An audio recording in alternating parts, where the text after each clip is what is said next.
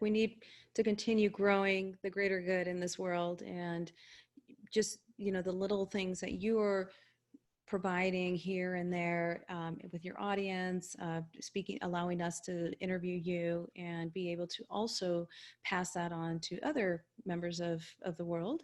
You're just going to be doing more greater for the good. And that's incredible. I mean, that's what we need. We need more goodness and more greatness in this world.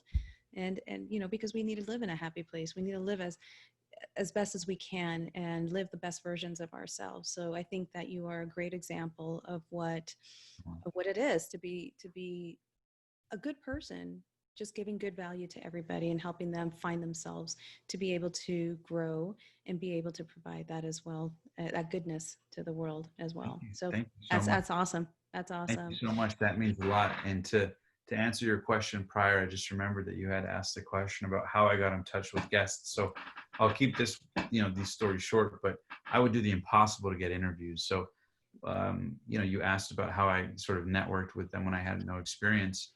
Fun story. I think I've shared this on a couple of platforms, but my ex-girlfriend was obsessed with three things, right? Because you remember, she was the catalyst right before I really started the show. Um, she loved hot Cheetos, Quest bars, and Grant Cardone. So I went to the ends of the universe to get in touch with the creator of hot Cheetos, the creator of Quest bars, and Grant Cardone. And I ended up doing whatever it took, from, Grant being in Florida, or he lives in Florida, came to LA. I drove to Beverly Hills, waited outside of a restaurant, stalked him to get the interview. He said, okay. Tom Billio, I messaged him 12 times, got no response. I was so persistent, finally gave me an opportunity to interview him. Creator of hot Cheetos, I had messaged him dozens of times, found his suit tailor, tried to get his email from him, reached out to him, nothing worked. So I saw he had a speaking event, went, he said no, went a second time, he said no. Finally, the third time I approached him, he said, man, you really don't give up, do you? Fine, I'll do your interview. And I said, yes, sir, consider me the young man you once were, when you were looking for a shot, for someone to give your hot Cheetos idea, a shot at seeing the light of day.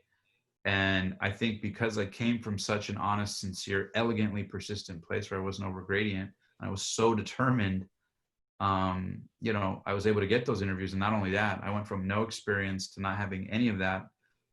Within my first year, all three of those interviews ended up being the most watched and downloaded interviews on YouTube and podcasts on the planet, with all of them. And I didn't even know if I was a good interviewer.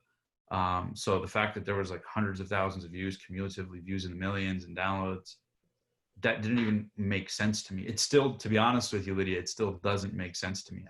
I'm very acutely aware of what it feels like to be at a starting point and feel like, oh man, there's no chance in hell I can compete with all these other people. I'm very acutely aware of what that feeling feels like, and it's never left me. So I don't take it for granted. But yeah, to be honest with you, how I got those interviews, I was just so determined and inspired Mm-hmm. that just sort of the universe was kind of like, all right, Omar, you keep knocking. Fine, here you go.